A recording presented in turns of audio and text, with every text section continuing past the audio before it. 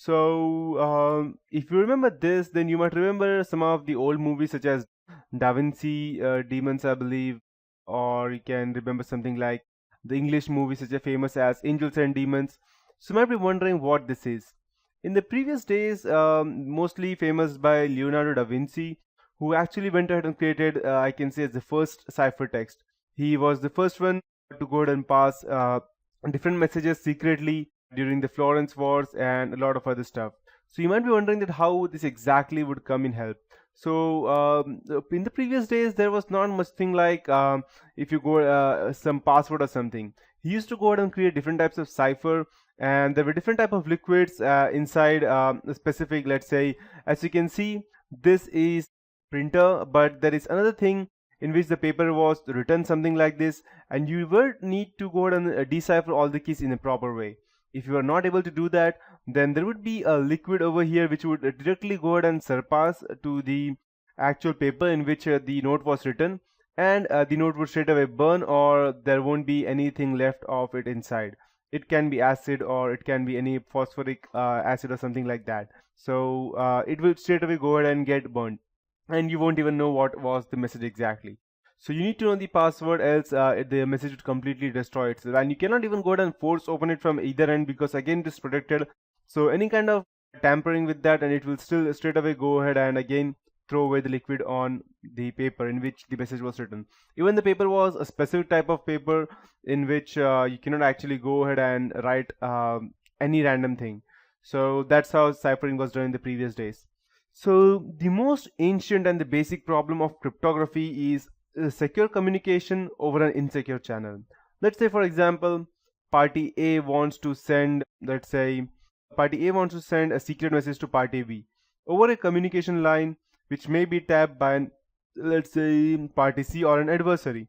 The traditional solution to this problem is called private key encryption. In private key encryption, A and B both hold a meeting before the remote transition takes place and agree on a pair of encryption and decryption algorithms. That's, let's say, for example, in our case, let it be E and D. E is encryption, D is the decryption. And an additional piece of information, let's say S in our case, will be kept as secret. So we shall refer S as the secret key. So to be more precise, A wants to send something to the party B without it to be tapped by the adversary C. So it goes ahead and uses the encryption E and the decryption key D, and it uses the secret common key that known as S. So the adversary, which is C, may know that the encryption and the decryption algorithms E and D which are being used, but it does not know S is the secret key.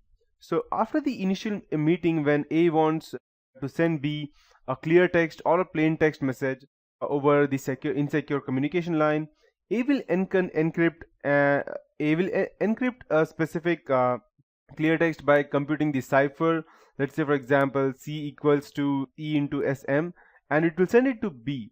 And upon receipt, B will decrypt it C by computing again message equals to D S of C. So I'll just go ahead and write it down for you so that it will be easier for you to understand.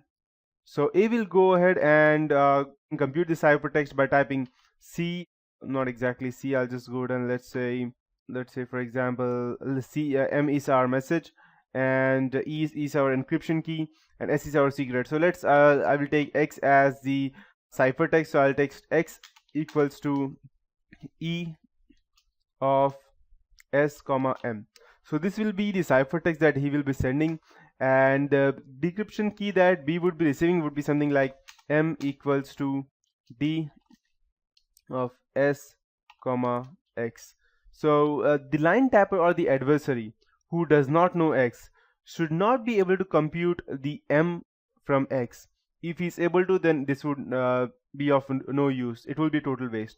So this is how it works exactly in reality. But in the previous time, the Arabs, they generalized this idea to the mono-alphabetic substitution, in which a keyword is used to permute the cipher alphabet. So I will write the plain text in lowercase letters and the ciphertext in uppercase. So and it will be something like I'll just go and show you. I have one with me right now, so I'll just let me check if I have used that. Perfect, I'll show that later on. So the ciphertext would be something like CYAN space RWSGKR space AN space AH and RHTFANY MSOYRM OYSH SMSEAC NCMAKO. Okay, so when you go and look at this specific thing, you will not even recognize what it is exactly, but breaking ciphers of this kind is straightforward pencil and paper puzzle, which you may have done in primary school. The trick is that some letters and combination of letters are much common than others, and in English most common letters are E, T, A, I, O, N, S, H, R, D, L, U in that order. So artificial intelligence researchers have shown that interest in writing programs to solve monoalphabetic substitutions using letter and digraph that's letter pair frequencies alone typically succeed with about 600 letters of ciphertext, while smart strategies such as guessing probable words can cut this to from 600 to 150 letters, and a human cryptanalyst will usually require much less, like approximately around 50 to 75 letters, and it will probably go ahead and actually crack this word. So if I go ahead and try to crack this, so it will be something like, it will be I, so I will replace everything with I, and or rather than that, I'll just go ahead and show you an example. You can go ahead and try to crack it. This will be this. So you can go ahead and replace the CYAN that we had and replace every C with T, Y with H, A with I, and N with S, and you can straight away go ahead and try to crack this key. So this is an example as to how it was during previous days. So yeah, that would be it for this tutorial, and that's how it works. In the next tutorial, I'll be teaching you about the two different ways of making a cipher and how how in the previous days they used to go ahead and communicate through this type of plain text.